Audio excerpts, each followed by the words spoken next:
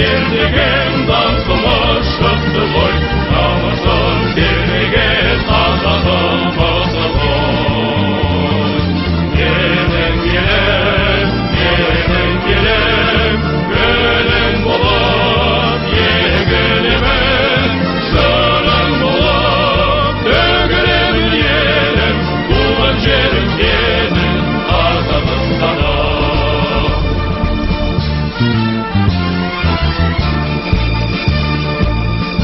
Ұрпаққа жол ашқан кең байтақ жер